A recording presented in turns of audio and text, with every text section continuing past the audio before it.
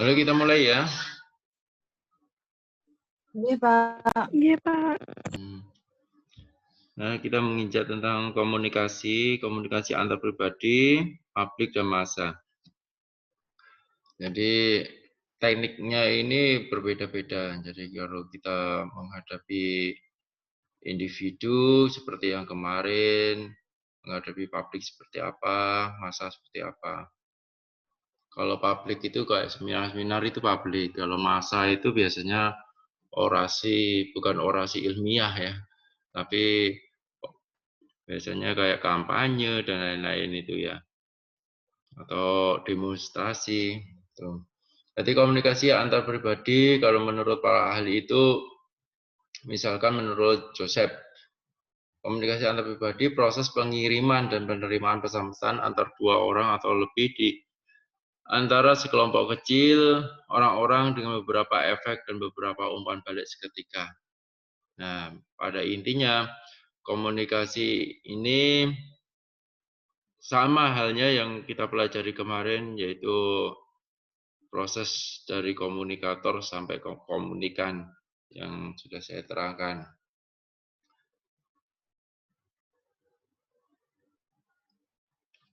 Komunikasi pribadi itu juga tidak hanya dengan satu orang dengan satu orang, tetapi satu orang dengan kelompok kecil bisa. Itu disebut juga komunikasi pribadi. Ya, pribadinya maksudnya pribadi dengan kelompok kecil tersebut. Tetapi kalau kelompoknya agak besar, itu biasanya disebut dengan komunikasi publik. Ya. Kalau saya dengan kalian itu namanya komunikasi pribadi. Tetapi kalau saya melakukan orasi ilmiah, misalkan dengan beberapa orang dengan karakter yang berbeda, misalkan ada mahasiswa, ada dosen, ya, terus ada anak SMA, ada masyarakat kecil. Walaupun jumlahnya tidak banyak, tetapi bermacam-macam karakter, dan saya melakukan orasi ilmiah itu namanya sudah publik, gitu ya.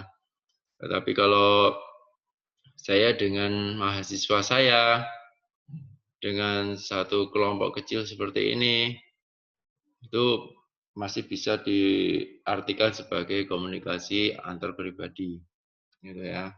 Karena karakteristik dari mahasiswa saya juga sama, ya, yaitu sama-sama menuntut ilmu ke saya. Sama-sama mahasiswa keperawatan gitu. Tujuan komunikasi antar pribadi menyampaikan informasi, pengalaman, empatik, menumbuhkan empatik ya ini, bukan simpati. Kerjasama, motivasi, kesah itu. Terus ciri-ciri komunikasi antar pribadi yang efektif, ini yang seperti kemarin, yang waktu saya ngajarin komunikasi efektif itu. Jadi arus pesannya cenderung dua arah, konteks komunikasinya dua arah, tingkat umpan balik yang terjadi tinggi. Jadi pada intinya kalau komunikasi itu efektif, itu adanya kesinambungan antara kedua belah pihak, adanya saling keterbutuhan antar kedua belah pihak, gitu ya. Ada umpan balik, ya. Tetapi untuk yang publik belum tentu ada umpan balik. Belum tentu, saya bilangnya belum tentu. Kecepatan jangkauan terhadap audiens yang besar relatif lambat, efek yang mungkin terjadi adalah perubahan sikap. Gitu ya. Dengan kita berkomunikasi seperti ini, kalian juga mendapatkan ilmu pengetahuan, saya juga bisa mendapatkan pengalaman dalam mengajar, akhirnya perubahan sikap yang terjadi di antara kita akan terjadi juga, karena semakin lama pengalaman seseorang itu semakin berkembang, maka perubahan sikap seseorang juga akan berubah gitu. Tanpa kita sadari seperti itu. Fungsi komunikasi antar pribadi berusaha meningkatkan hubungan insani, ya, human relation.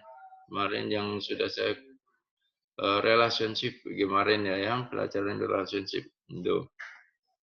Menghindari dan mengatasi konflik-konflik, kemarin sudah saya ajarkan juga ya, konflik-konflik, ada marah, konfrontasi, dan lain sebagainya kemarin. Itu fungsi komunikasi, mengurangi ketidakpastian sesuatu, serta berbagai pengetahuan dan pengalaman dengan orang lain. Adapun sifat-sifat dari komunikasi antar pribadi, ada juga yang melibatkan di dalamnya perilaku verbal dan maupun non-verbal. Komunikasi antar pribadi melibatkan pernyataan, ungkapan yang spontan, terus tidaklah statis melainkan dinamis, ya. Jadi dinamis itu stabil, ya. Tapi kalau statis nanti marah-marahan dan sebagainya itu nggak efektif nanti ya komunikasinya. Kayak yang dinamis. Di samping itu juga kalau komunikasi antar pribadi itu juga merupakan tata aturan yang bersifat intrinsik ya.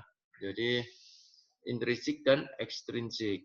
Jadi itu komunikasi kita bisa komunikasi mendalam maupun komunikasi keluar sehingga terjadilah komunikasi yang sangat efektif sekali karena kita saling mengerti satu sama yang lainnya.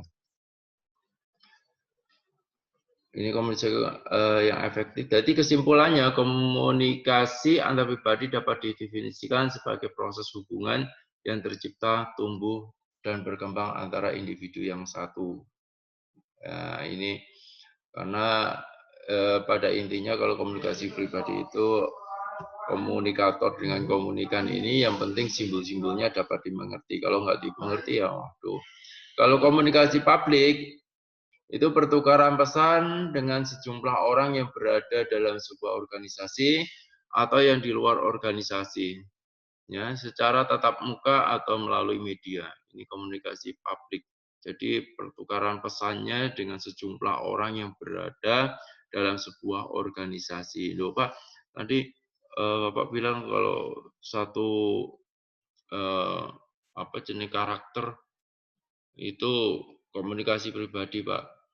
Nah, di sini adalah sebuah organisasi. Organisasi berbeda dengan dosen ke mahasiswanya atau guru ke siswanya ya.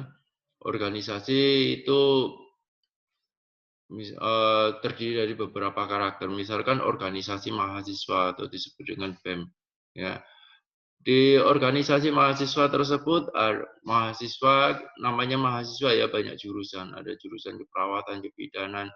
Misalkan kalau universitas ada hukum, ada ekonomi. Menjadi satu wadah di dalam BEM. Nah, itu namanya organisasi. Ya kan? Nah, itu kan berbeda-beda dengan berbeda-beda karakter dan dalam lingkup yang besar itu bisa disebut dengan publik ya.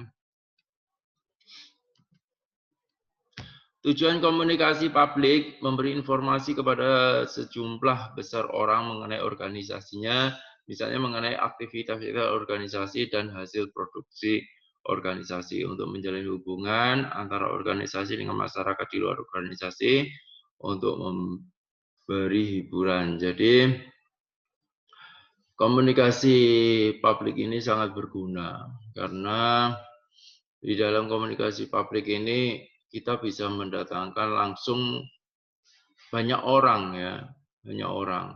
Kalau itu kamu misalkan menawarkan suatu produk kamu dengan banyak orang. Kalau ilmu marketing ini menawarkan menawarkan ke 10 orang, ikut satu itu kan sudah tingkat keberhasilannya tinggi. Kalau marketing kan gitu.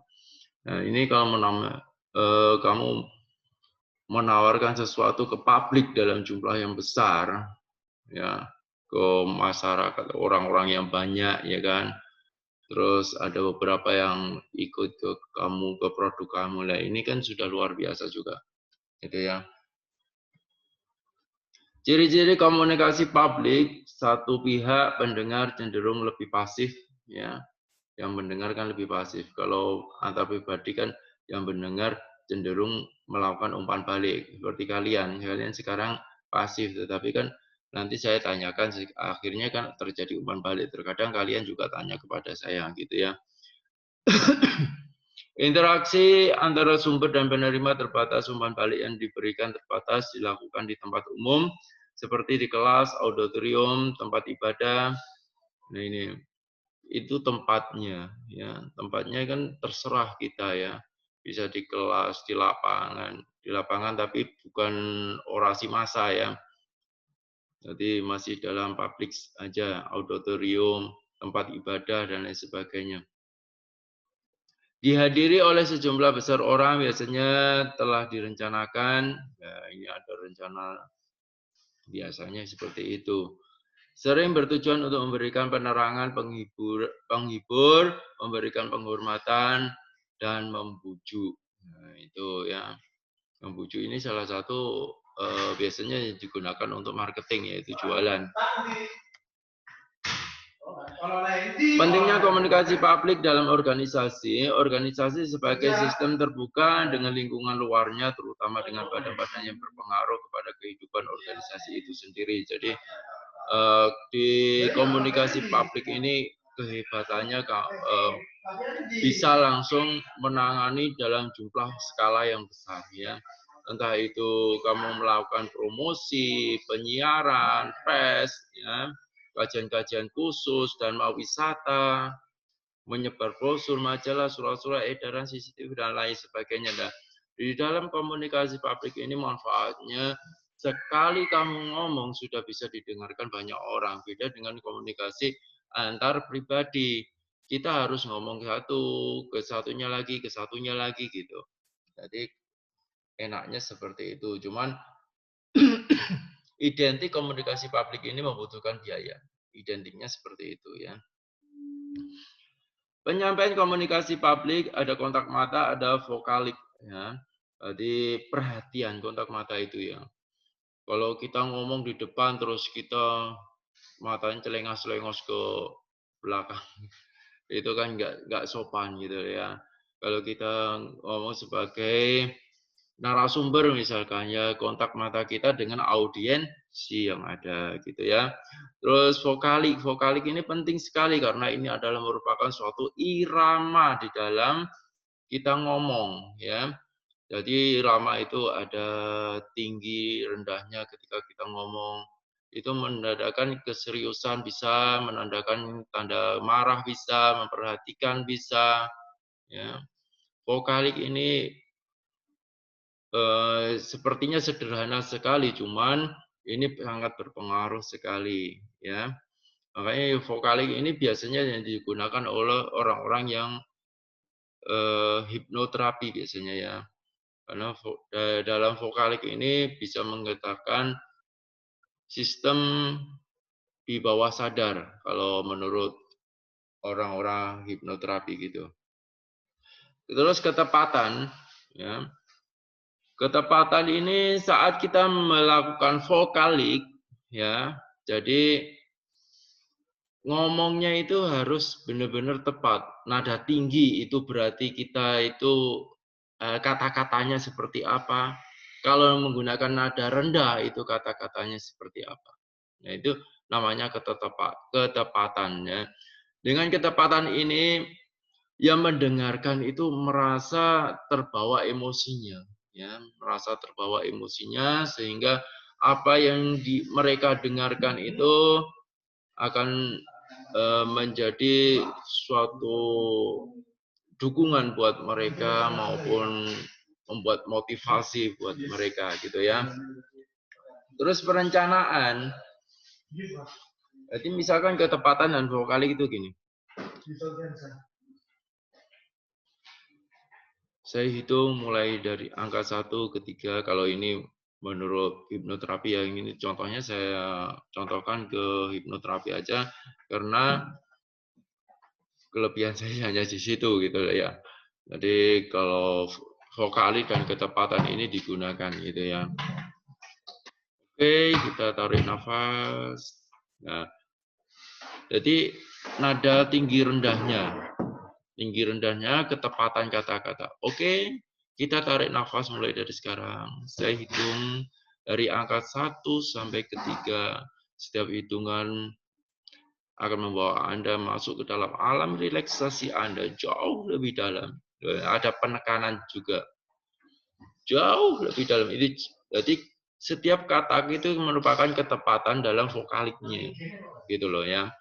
Itu contoh kecil aja. Perencanaan, kunci strategi yang terbaik adalah perencanaan, karena dimana kalau kita sudah merencanakan, maka kita akan mempelajari hal tersebut. Ya, beda dengan kalau tiba-tiba kita disuruh maju, ya. Kalau dulunya sudah punya pengalaman seperti itu, oke-oke saja, ya. Tapi kalau dulunya belum punya pengalaman seperti itu, tiba-tiba kita disuruh presentasi, maka kita akan gemeteran di depan. Akhirnya presentasinya jelek. Akhirnya presentasinya identik membaca melulu. Ya, PowerPoint-nya dibaca melulu, tetapi tidak diterangkan sama sekali. Nah, ini merupakan karena apa? Karena tidak ada rencana sebelumnya. Coba kalau ada rencana sebelumnya, mereka akan belajar dulu, memahami dan lain sebagainya. Kadang mahasiswa aja dikasih presentasi padahal sudah ada rencana sebelumnya, tugasnya sudah hari-hari yang lalu direncanakan. Kan berarti sudah ada rencana sebelumnya. Suruh presentasi itu masih membaca melulu. Ya, 100% membaca ya tanpa menerangkan. Ini juga berarti dia itu kurang motivasinya di dalam belajar gitu ya kalau mahasiswa seperti itu. Sekarang komunikasi massa. Sebelum kita melakukan komunikasi, kita juga harus memahami apa sih komunikasi massa. Yang disebut komunikasi massa itu seperti apa? Itu suatu proses di mana suatu organisasi yang kompleks dengan bantuan satu atau lebih mesin memproduksi dan mengirimkan pesan kepada khalayak yang besar, heterogen dan tersebar. Heterogennya luar biasa ya. Berarti tidak ada kesamaan. Heterogen itu dengan latar belakang yang sangat berbeda sekali dan tersebar luas sekali. Misalkan yaitu seperti kampanye ya, terus demonstrasi. Nah, itu merupakan komunikasi massa. Komunikasi massa adalah proses komunikasi dengan menggunakan media massa. Ini kalau yang menggunakan media massa ya. Kadang komunikasi massa itu bisa menggunakan media massa, bisa juga langsung. Kalau menggunakan media massa, contohnya cetak, surat kabar, majalah, non cetak, radio, TV, internet. Ya. Jadi ini tidak ada umpan balik sama sekali, gitu ya. Terkadang juga hanya pengarahan, tetapi nggak ada umpan balik. Kalau misalkan kita melakukan demonstrasi misalkan ya, terkadang yang di belakang itu tidak tahu, ya tidak tahu apa ini demonstrasi masalah apa, nggak tahu, hanya ikut-ikutan aja gitu loh. Itu efek dari komunikasi massa, ya. Efeknya seperti itu. Itu kalau yang secara langsung ya, yang aktif. Kalau yang pasif itu ada bisa lewat media juga, yang aktif juga bisa lewat media. Kalau aktif lewat media itu seperti apa? Yang live, ya. Yang aktif, yang pasif melalui media itu seperti apa ya? Majalah itu kan nggak live ya, majalah, dan ada juga berita yang nggak live kan juga ada ya.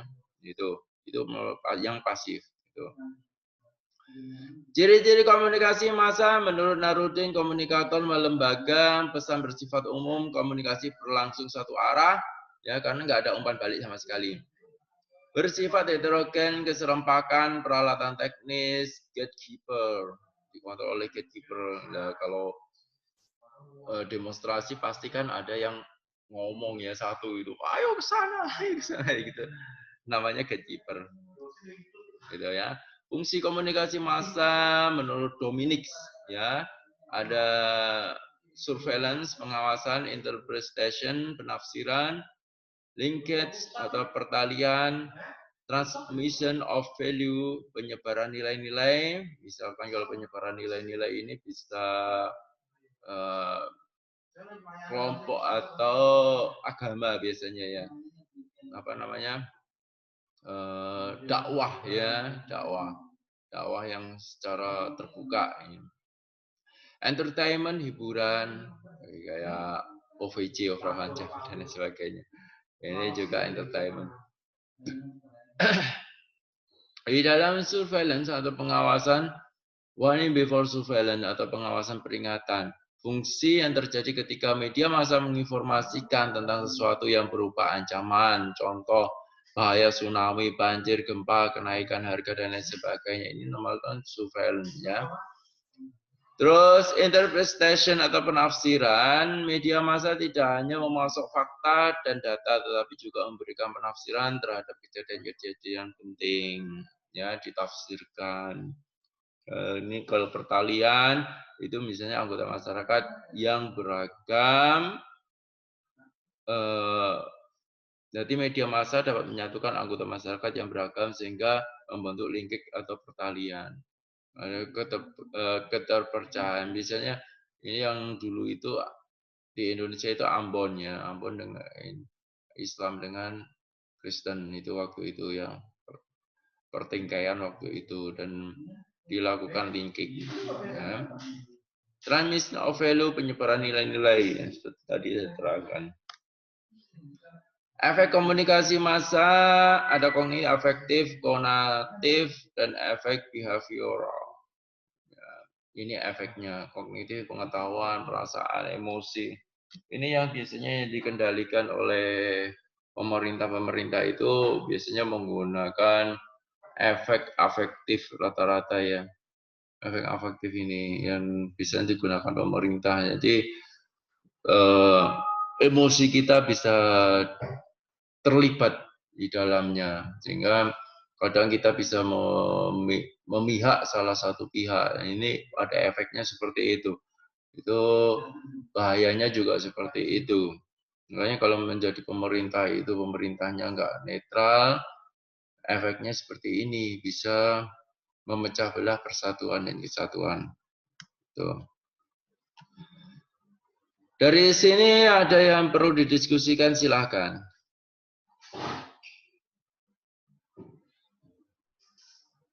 Nike, ada yang tanyakan?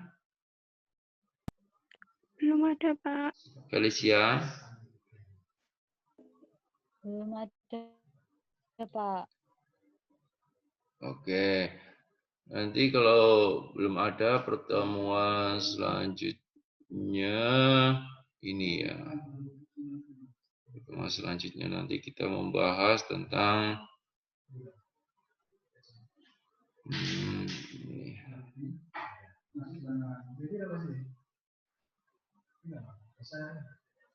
Jadi ini kita membahas tentang ini. Ini pada intinya isinya seperti ini gambarannya.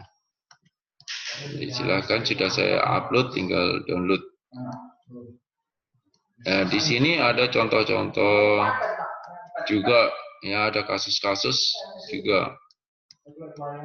Kalau kamu slide-nya diteruskan, nanti di sini ada contoh-contoh dan kasus.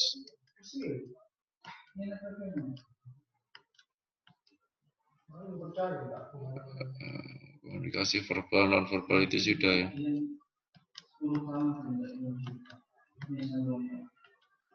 Nah, ini ada prakteknya ya. Ini nih praktek komunikasi. Nah ini dipersiapkan semuanya ya. Silakan dipersiapkan, waktu pertemuan selanjutnya kita akan melakukan komunikasi ya. Istilahnya komunikasi yang berkenaan dengan diagnosa keperawatan, disiapkan, dibaca makanya apa PowerPoint-nya ya. Ini juga ya. Jadi latihan perawat jantung misalkan 5 edukasi 5 konseling itu seperti apa sih? Edukasinya, konselingnya seperti apa? Ini tahap komunikasi terapeutik, prainteraksi, perkenalan. Jadi yang tadi itu semua juga ada tahapan ini semua loh ya. Misalkan kalau kita ambil satu diagnosa keperawatan, berarti kan harus ada tahap ini prainteraksi, perkenalan, kerja, dan terminasi. Karena di dalam praktek komunikasi terapeutik itu kan intinya pada terapeutik kan hubungan antara perawat dengan klien, di mana hubungannya ini adalah meningkatkan derajat kesehatan klien, ya kan? Komunikasi terapeutik kan tujuannya seperti itu, ya. Nah, di dalam komunikasi kita mengadop keempat ini, yaitu prainteraksi, perkenalan, kerja, terminasi, gitu loh, ya. Jadi muatan dari keempat ini harus ada. Nah, sudah diterangkan semuanya. Ada pertanyaan tentang tugasnya ini? Ada yang belum dipahami? Gimana? Boleh ulangi lagi, Pak. Ulangi Jadi lagi. Zoom saya terputus, Pak, keluar. Oh gitu. Oke, saya ulangi lagi ya. Nah, ini kan ada praktek komunikasi, ya, praktek komunikasi. Terus latihan perawat ini.